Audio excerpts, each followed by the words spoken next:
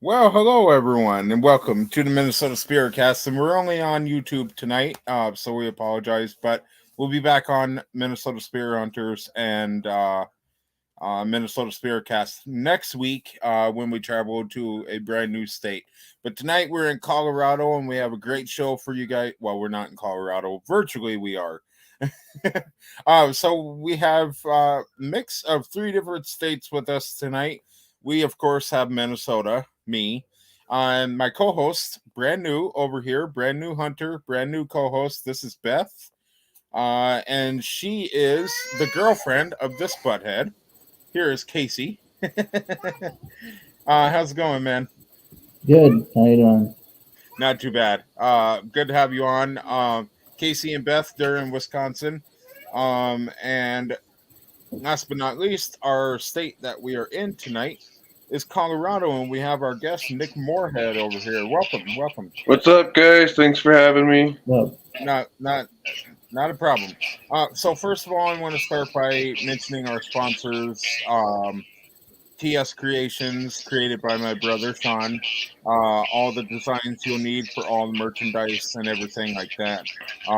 For a very cheap price. We also have Crafty Rebel Creations and Provoke Paranormal. So check those out and get some great deals over there. There was one more thing I need to talk about. Oh, yeah. So, haven't been on here in a while. It's been since September, I believe. And I got to give props to Casey down here. Casey has really held down the fort. He's hosted a total of 5 or 6 shows since I've been gone. And I've been gone for a good reason. And we'll show you guys that coming up in season 3 of Minnesota Spirit Hunters. So, we're super excited to get all that going, and I'm excited to be back with you guys. And Nick, I'm excited to have you on here. Yeah, man, I'm excited. Correct me if I'm wrong, but this is your very first podcast ever. It is, man. It is. First time ever. Brand new. Almost 3 years in the paranormal field, so I'm excited to start meeting. So far, I've met some great teams, some great people. So, like I said, this is just the beginning for me and my team, so I'm excited. Absolutely. And so, I mean, what was going through your head when I asked you to be on a podcast? Of course, you were probably nervous because you'd never been on one before, so that's a given. Actually, kind of a little shocked because I was like, yeah, it's just one of those things I've just like never have done before. Sure. So it's just kind of getting like me out of my comfort zone a little. So it's like, okay, I'll try it. Yeah, sure. And I gotta give props to Nick here, man. Nick has been following us since the beginning. He supports our podcast. He's watching our episodes and just having a good time with us. And eventually, we'll meet in person. I guarantee that. Oh, yeah, man. There's definitely some cool places I want to check out up in Minnesota and also in Wisconsin. So. Okay. Oh, yeah. Well, when we go to Wisconsin, we all need to have a chunk of cheese and a can of beer. All right. Yeah. All right. Yeah, Beth agrees with me over there. yep. Oh, okay. This just in, guys. Our sponsor of T&S Creations is no longer T&S Creations. It is now Schneider Customs. So I will put up some info about that pretty soon so you guys can check it out. But new name and surely great merchandise over there. So you'll have to check them out. Anyway, Nick, so you were with the Paranormal Spirit Trackers out of Colorado. You're the founder of the team? Co-founder. The founders are Rudy and Venus Post. I actually met them on our old team before we started this new team. And then the reason we started this new team was because our old team that we were on, the guy was just being too much of a dictator. Yeah. And, yeah, we just didn't like that, so we just kind of left. And he was just kind of just, like, negative about stuff. So, basically, to sum it all up, we're taking tater off of that word, right? Yeah. Right. Oh, okay. So, tonight, guys, we are based in the state of Colorado, which we all know is one of the central southern states of the country. And it's definitely one we haven't visited before. So tonight we want to get a little insight about the state of Colorado and the paranormal. So first of all, let's talk about how the paranormal spirit trackers started. How did you get started with them? So my first experience, I don't really like talking about. I had it when I was super young. Um, Still haunts me to this day. Um, as I've grown up, I've had few experiences here and there. Mhm. I've always wanted to do it. I just never knew how to or where or how to find a team. 'Cause, Sure. you don't really don't see it on like social media or like the news. But I've always have been interested in wanting to do it and learn and all that. But it's like, okay, how do I find a team here in Colorado? Sure. So then, just like one random day, somehow I found a group on Facebook from here in Colorado. So I just clicked on them, found them, sent them some information, asked to join, and that's how it all started, man. Voila. Just There you go. yeah, and then when I first started, it was kind of cool because he actually, trained me how to use the equipment, just with the basic stuff, just the basic, stuff of investigation and how to go through it and all that.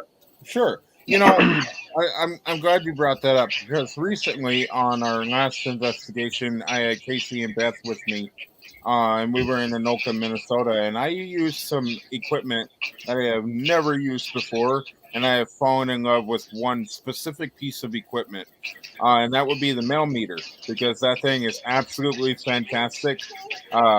Casey has a great piece of equipment there. So my question to you is, what is your favorite piece of equipment? Ooh, mine. Honestly, I like using EVP recorders, and honestly, my senses. Okay. You got to have your senses. That is the biggest tool ever on an investigation. We can use equipment as much as we want to, but nothing is going to be true and genuine like your senses. Are you psychic, medium, or I sensitive? no, I don't know how would you say it. Like I'm a skeptic, but also a believer. But it's like I need to have more evidence to be able to, say, okay, this is, haunted, or yes, there's more of a, spirit here or something like that. Sure. Okay. Very good. We have Sarah with us, and she says, "Hi, Mr. Morehead." Hi, Sarah Mayer. Sarah is one of our team's sensitive, our psychic mediums, and can't be with us tonight. But everybody say hi to Sarah. Hi, Sarah. Hi. Sorry, kid. So we talked a little bit about your team. We rewinded a little bit back to the beginning of. Oops. We rewinded back to the beginning of your team a little bit. Let's talk about paranormal in the state of Colorado. One thing I like to do is ask all of my guests on this season, what are 4 of your bucket list places in the state of Colorado? Ooh, definitely the Colorado Hotel, down in Glenwood Springs. Definitely my new spot, Third Bridge, out in Bennett, Colorado. Ooh, or some other good places. Another good place that I went to is down in Florence, Colorado, St. Joseph Manor. Okay. And also down in Canyon City, the Abbey Monastery. Wow. And out of all 4 of these places, what would be your 5-star recommendation for a team looking to visit Colorado? Oh God, bro! I'll give you a good place for scare. It's called Third Bridge. Okay. It's pretty dark, bro. It's got dark history, a lot of bloodshed, Native American land. I'm going to be honest with you. Possible skinwalkers. Okay. We were there maybe, oh God, what, like maybe 3 to 4 weeks ago. Mm-hmm. And out of all the shows and people I've seen and investigations I watch on YouTube, I've never been so scared in my life. Like, this thing, it once chased us, and then at the end of the night, this thing made such a loud, like, growl or scream that it made us book it out of there, and we got out in the car and booked it, bro. Oh, I bet.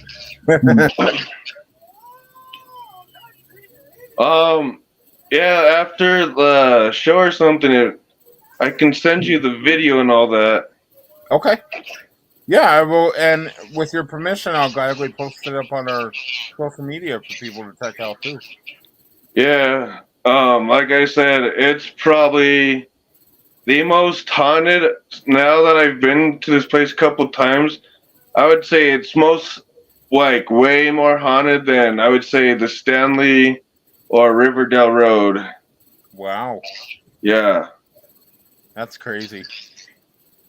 Like the activity, dude, like I've never experienced like such activity out there. Like, I mean, the days when I posted those pictures where I posted like that cow that was cut in half that we found out there, the baby goat that we found with its neck cut open and then half burned, and then the giant pile of guts that was just laying there. Oh man, sounds fresh out of a horror movie. Oh, bro, you don't even know. And then the rumors of this place is that around the 90s or start of 90s, that there has been satanic rituals that have been out there. That hasn't been proven yet because we haven't found any like symbols or anything painted out there. But I mean, just from seeing like the stuff we've heard and seen, I mean, I'd say it's pretty haunted out there, man. Okay. And where was this again? What town of Colorado? It's out in Bennett, Colorado, so it's literally like out in no man's land. So it's a couple hours maybe from like going out towards Kansas. Okay. But it's like, yeah, it's out in the plains. So I mean, all you guys would need would just, if you guys came out here, just like a hotel. But I mean, like I said, it's out in the plains. It was all Native American land. Yeah, Wow. I mean, sounds absolutely insane. Yeah, bro, like, I don't know how to explain some of the stuff that I have seen and heard out at this place. Wow. Well, Yeah. I guarantee if we come out to Colorado, that's going to be one that we check out. I know it sounds creepy, man, but that's just our type of stuff. So. Yep. Oh yeah, bro. Like I said, like this. If you want to get scared, I'll take you to this place. It's freaky, bro. Wow. I like freaky. Perfect. So now that we got that in mind, one goal of season 4 of MNSpiritCast is to show people in each state of the country that there's somebody out there to help them. That's why we're doing the shows one state per week. And with that being said, if there's people in Colorado who are having issues and need services from a team, we want to be sure that these people can go back and watch this show and know that you and your team might be able to help them. So with that being said, we're going to talk a little bit about how you guys handle investigations, what you guys do and things like that. So I guess first I would ask, what specialties does your team take care of? What do you guys do? Do you do cleansings, just investigations, or? So one of the ladies on our team, who's the founder, she's I guess like a psychic medium. I don't know whatever you call them. But she found out that she's got her, what do you call them, I guess powers or something. So she's been kind of like working on that. Um, Usually when we do investigations, we'll usually set up. I usually like to just kind of like walk around, just kind of get a feel of the building first. Sure. Kind of just introduce myself to the spirits. Um, just take some pictures, and then once we get set up, we'll kind of just split up into teams. Depending how big the building is. One half of us bottom, and then upstairs, and then the other half upstairs. And that's not a bad plan. And of course, when you go on an investigation, you need equipment. So I would say when you go on an investigation, this is in general for all the teams out there or all the single investigators. What are your must-have pieces of equipment that you absolutely need? Honestly, I would say definitely like an EVP recorder. Definitely your senses. I definitely like having my handheld camera in hand too. I'm not too really sold on like the Ovuluses and all that. I just like, I don't know, I guess like also like the sensors stuff too, like the ropes and all that, or like and using like cat balls and all that. So I like simple stuff like that. Sure. And also the laser grid. Yes. Those are pretty handy. We've used them before. So, you have one, you said? Yep. Yeah, I just actually bought one not too long ago. So, and everybody, and I know everybody have told me and recommended me to get the green one. So I finally got one of those, cheap little green ones. And man, I freaking love that thing, man. Like it works a lot better than the red ones. See, I feel with the green one, it's easier to see. Yeah, exactly. Especially when you're on night vision camera. Yep. With the red, it's going to be a little complicated to see on camera. So if you get the green and something walks by it, it's going to be way easier to see. So I think green is more accessible too. So yeah, I definitely like it better, and I definitely have seen like better evidence from it too. So I definitely like the green laser for sure, a lot better. Oh yeah. So and since we're talking about equipment, each team has their own system on an investigation. Do you guys have a pre-investigation process that you have to do? Considering like walkthroughs, figuring out where to put your base. Oh yeah, usually like that when I'm doing my walk arounds, I'll usually kind of find like the spots. So I'll usually do all that too. I'll figure out like where we need to set up DVRs. I'll just I kind of run pretty much the team, kind of pretty much. Sure. But yeah, so like I set up everything. I find the spots. I do all the research and all that for our team. I'm the one that does all the locations, booking. So yeah. Yep, I take care of most of that for our team too. So I know what it's like. Do you do this separately? Like, do you do a walkthrough beforehand and then pick an investigation date, or do you do it all in one? We all do it just at once. Okay. And there's nothing wrong with that. Let's say this investigation is on the other side of Colorado. You wouldn't have to drive over there 2 times, Yeah. For us, what I like to do is I like to do a walkthrough. I like to do a walkthrough separately from the investigation. That way we can go in, see what we're dealing with, how long the investigation needs to be, what kind of equipment we need to take, things like that. So I'm also very much a paperwork-based team. I gotta have paperwork for everything. Is that the case with your team, or do you guys just kind of go with the flow? we kind of go with the flow, but when we're watching like our DVRs, we'll have our notepads and all that, writing down all the notes, times, and all that. The only exception we do a pre-investigation actually is if we ever pick up and do a client's house. Okay. Yep. So like private residence. Yeah. Yes. Yep. So, and Beth and Casey, if you guys have anything to say, feel free to say it. I don't mean to be talking over you.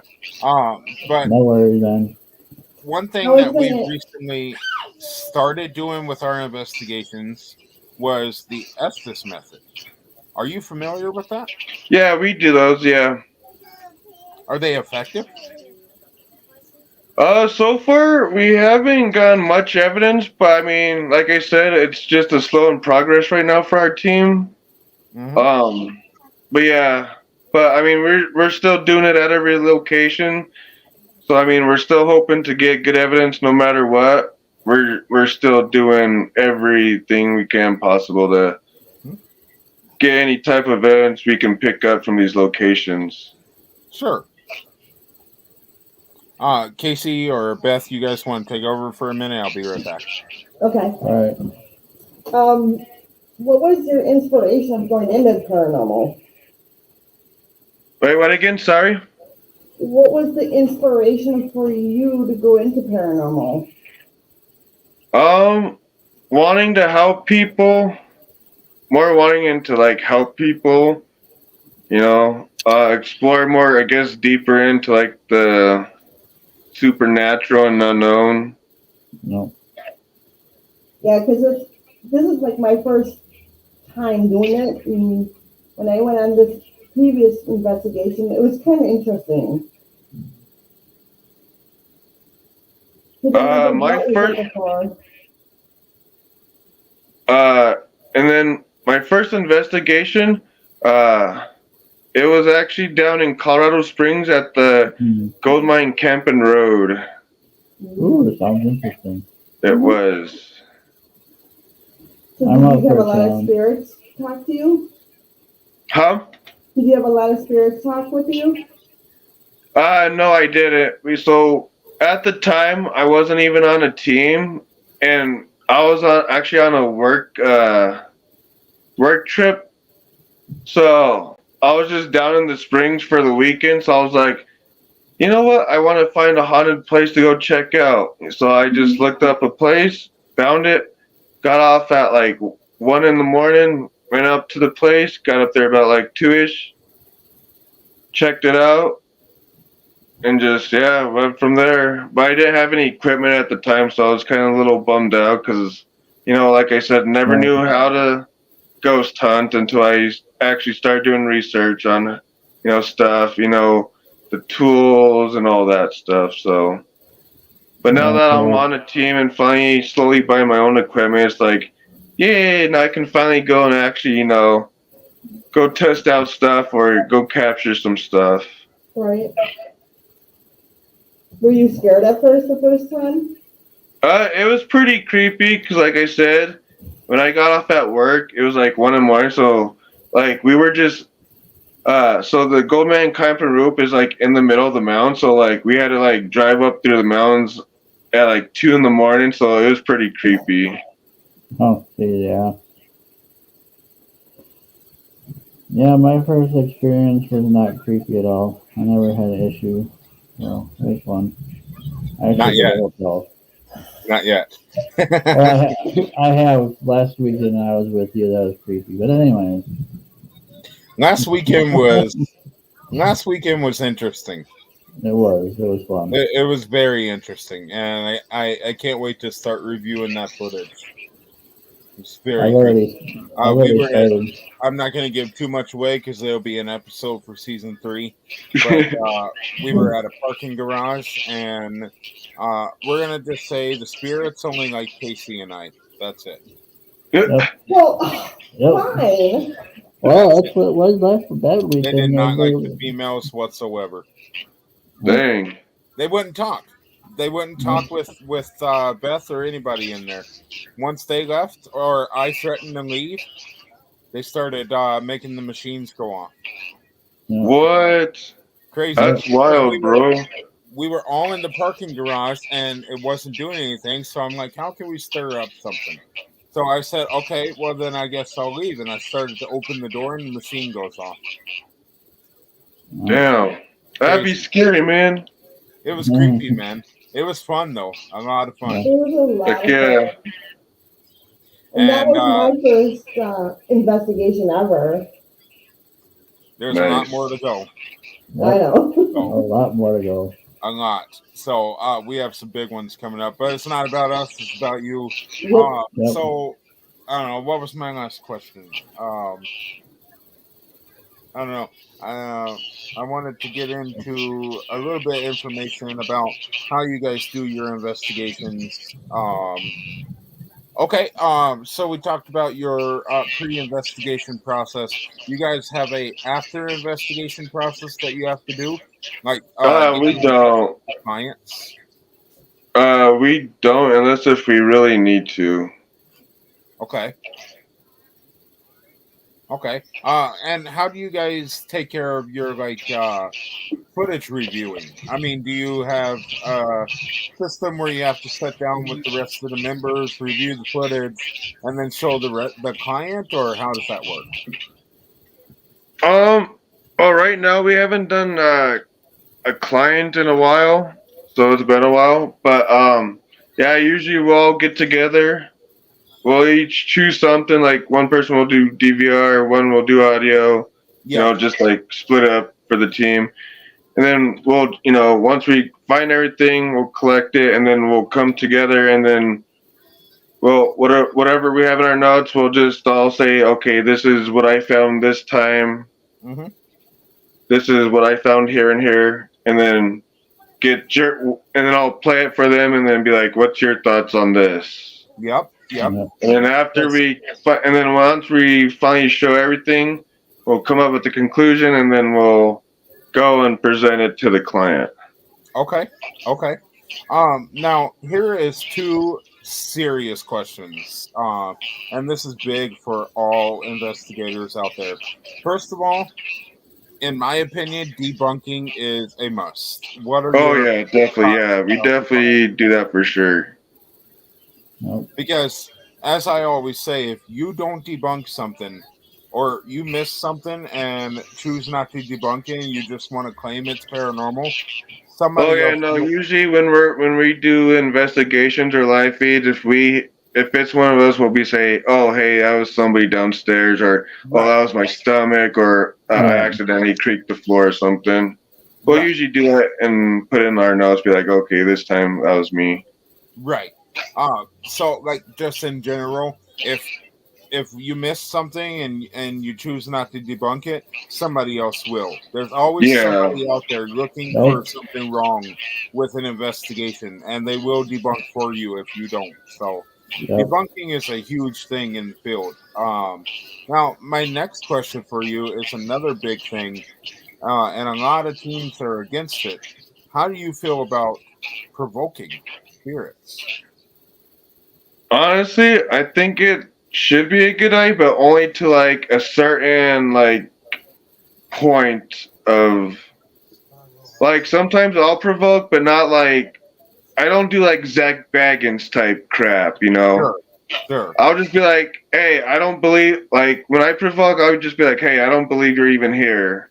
Show me something. Yeah. I mean, but that's about most. But we don't do stuff to do anything crazy like that. No, that's a big no. So like I said, it's just to a certain point though. Mm-hmm. In my opinion, there's two types of provoking. The first type is taunting the spirits, which you do not want to do. You don't want to taunt them, because if you do, something bad is bound to happen. That's the kind that we try to steer away from. The other type of provoking is kind of, how do I say it? Pushing, but not pushing the spirits to get the answer you want. I've done it before in Maplewood, Minnesota. It's down in the cities area. We were in a very small apartment. We wasn't getting answers or anything. And the spirits did not like males. So by my presence of being there, that's provoking enough for them. Mm-hmm. What I would do is I would kind of go in the places the spirits didn't want me to be, and sit on the bed or do something, call more males into the investigation site or whatever, because if you do that, you might get something, which Yeah. unluckily for me, at the tail end of that investigation, the spirit's starting to kill me. Oh, jeez. So they wasn't happy with what I did. But at the time, it seemed like a good idea because, we did get responses after that by using a Bluetooth speaker in the spirit box. And some EVPs came through that actually really helped us. But at the tail end, it finally caught up. And they threatened to kill me, and that right there is where we just ended it. And I'm glad we're not on Facebook because the kill word will get us demonetized. But so there's two different types of provoking, but taunting the spirits you absolutely want to stay away from, because it could end bad for you and your team and whatever. So I feel those are two very important questions in the field that everyone needs to be aware of. So one more thing is, what are your thoughts about the Ouija board? Is it a good tool to use?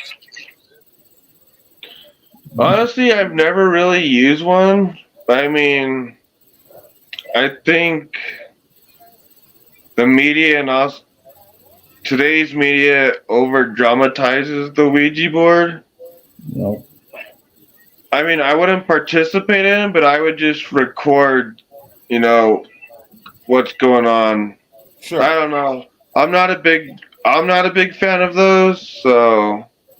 Well, for me, Yeah. I want to say it's a back burner tool that we would use only if we had to, and the only way I'll use one is if it's still fresh in the box, and we crack the box open on site, and we use it properly. We close out the session properly, and we dispose of it properly. Because you got to know how to deal with the Ouija board, because if you conjure up something that you can't get rid of, you're SOL, basically. Yeah. So you really got to know what you're doing with the Ouija board. Otherwise, there's just, I just stay away from them, so that just means. Yeah, that's why I don't touch them, mess with them, because I have no knowledge in any of that type of stuff, so. See, I haven't used one for, I want to say, 2 years, maybe longer, because things went bad when I used it. So I don't think I will use one again unless it's an absolute must and we can't get nothing else to work. Then I would probably try one again. But like I said, it has to be brand new, opened on site, and whatever. So it is over dramatized on social media. The whole field of the paranormal, I feel, is underrated. It doesn't get enough credit like it should. And everybody picks and chooses the things that they want to criticize. And a big thing in the field is people's ego. And people got huge egos in the field, and they don't know when to stop. And I'm not pointing anybody out. I'm just saying it's a big thing in the field. So, but yeah. So, let's see what else we have here. Okay, so let's say somebody wanted to take a vacation, and take a paranormal tour of the state of Colorado. What makes the state a good place to take the tour?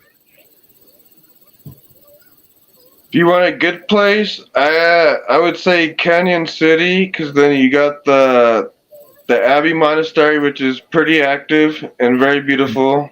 And also too, there is also the Prison Canyon City Museum down there. Pretty cool. The prison museum is actually connected to an actual real functioning prison down there.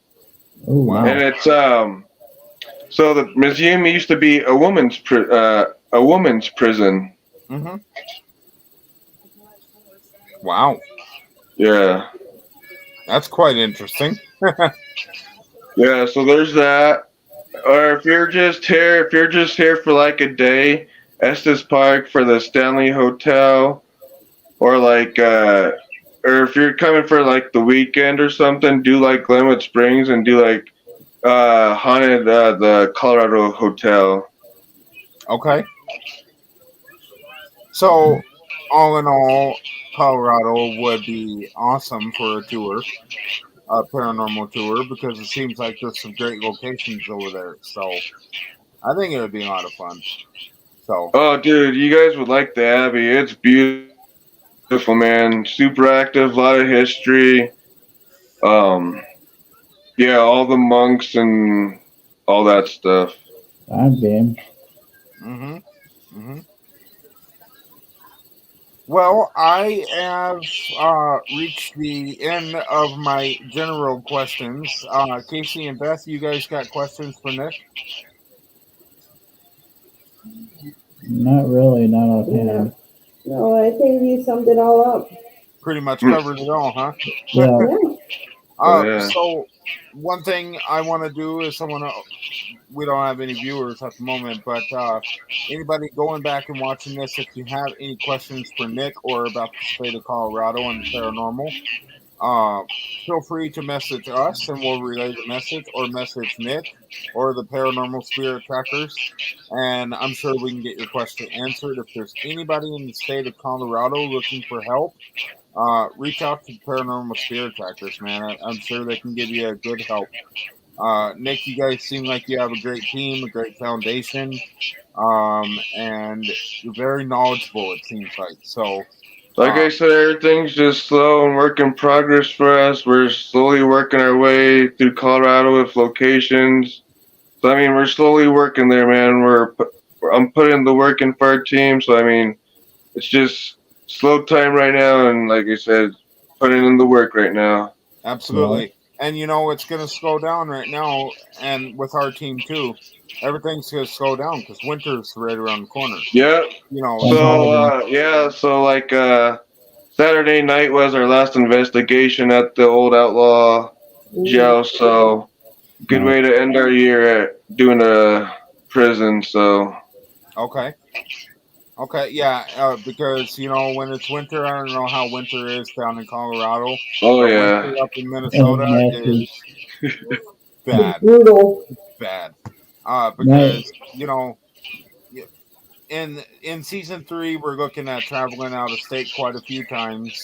Ohio, Illinois, Iowa. I'm even looking at one of the 2 Dakotas to do an investigation. So that'd be pretty cool. It would. And Kansas we're looking at.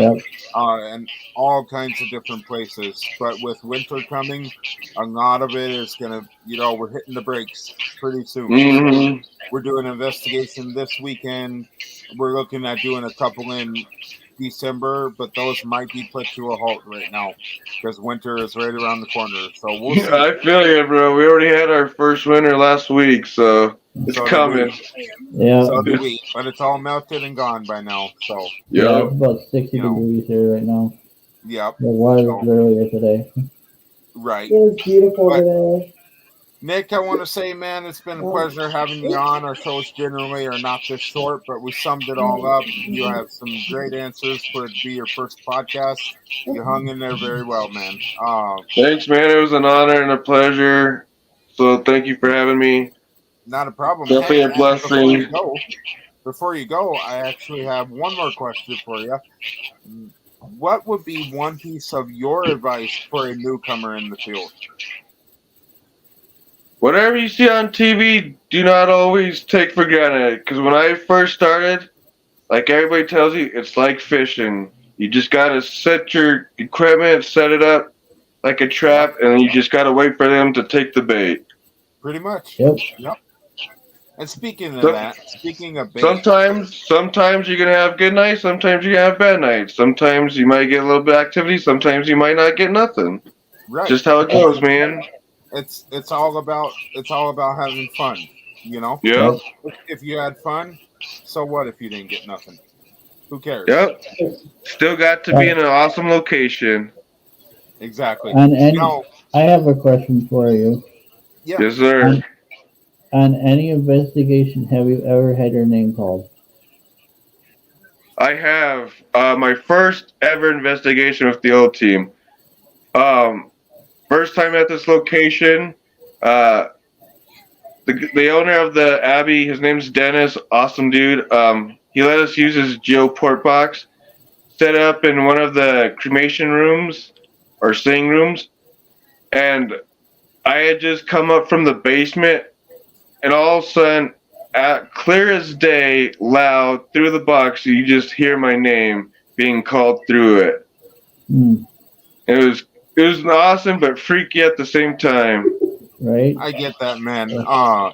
We did an investigation at a house called the Boyd House back in 2021, and it's in a town not very populated, probably less than 100 people. But we're sitting in the living room, and some of our members are upstairs, some are downstairs, some are in the kitchen. We're just all spread throughout the house.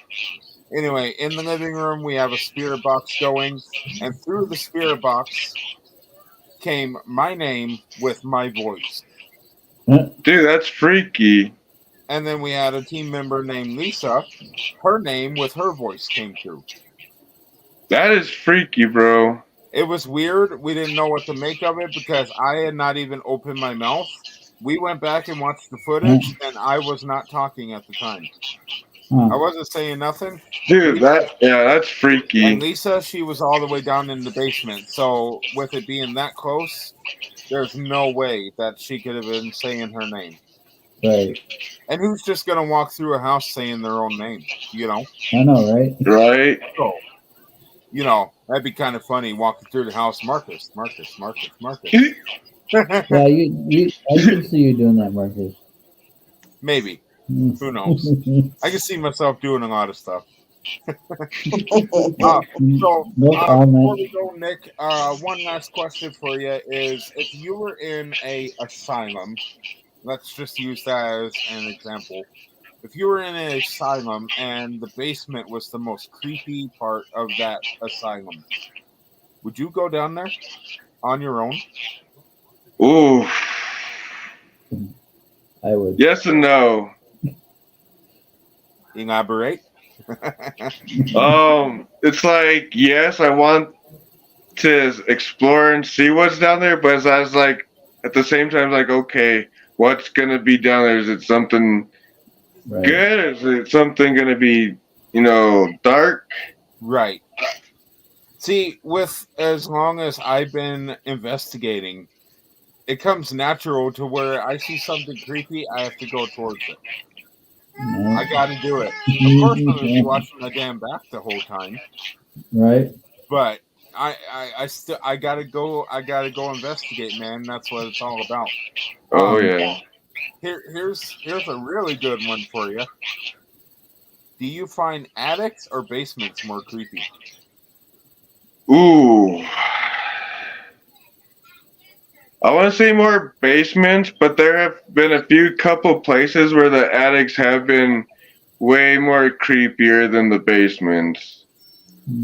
So, I mean, I'm going to go with both, half and half, because I've definitely have experienced both. Yeah, it does depend on the location.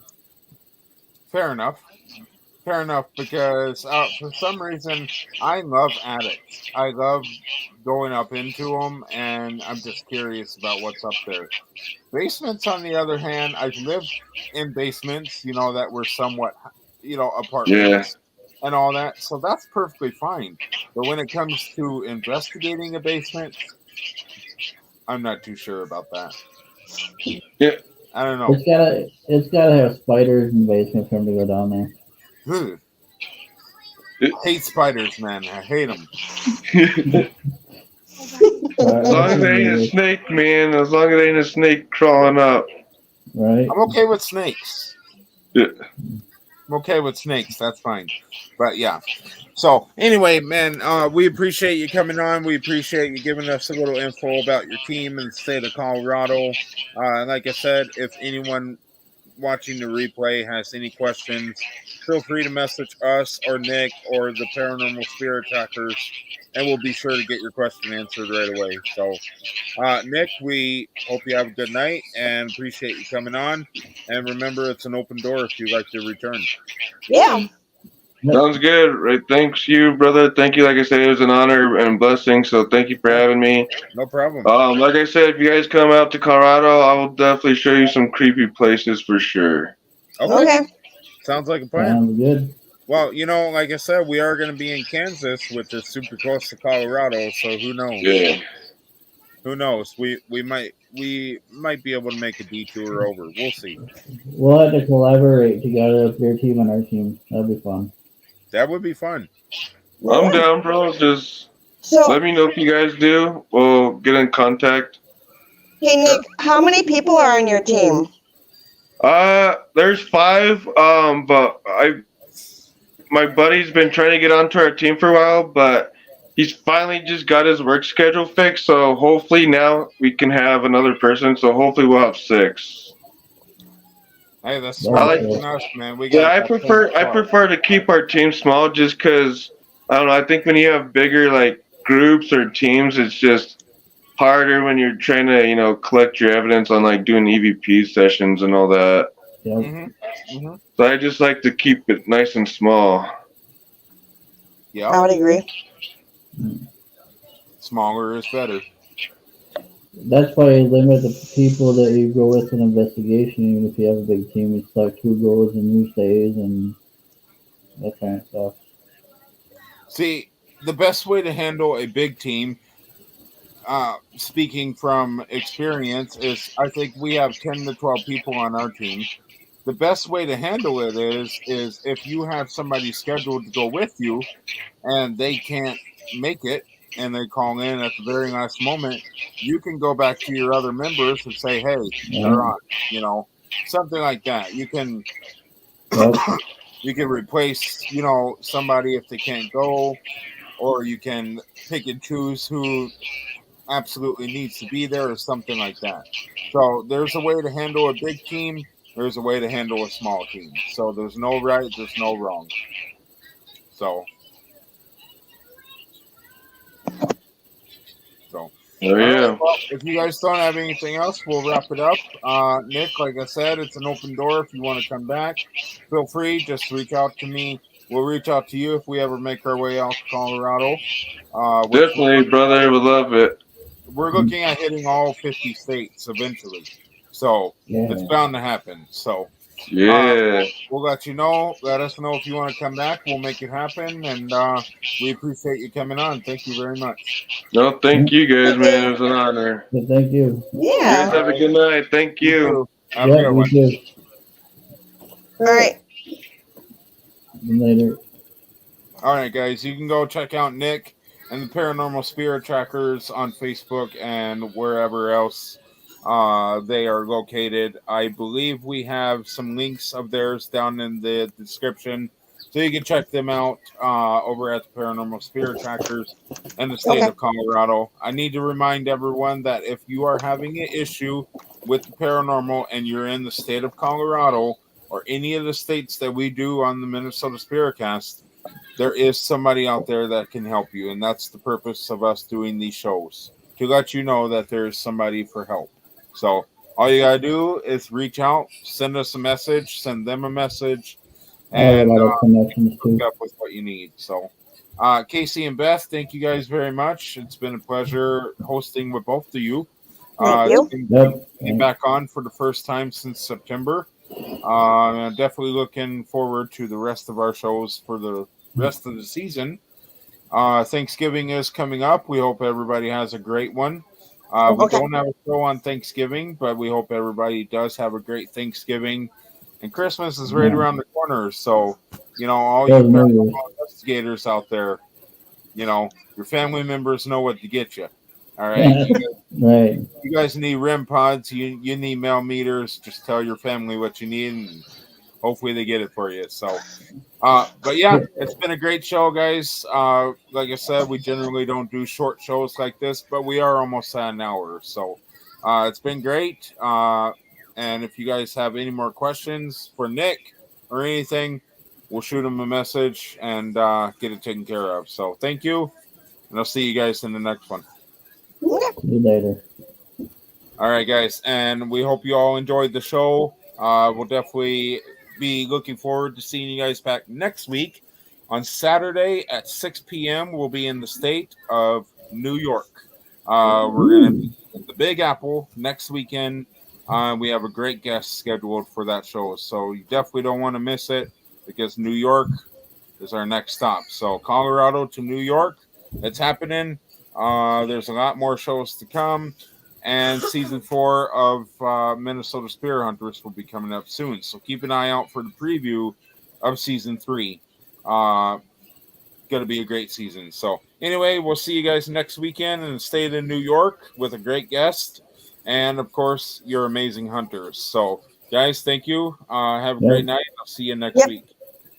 And for the rest of you, thank you very much. Thank you for all the support. And as always, happy hunting.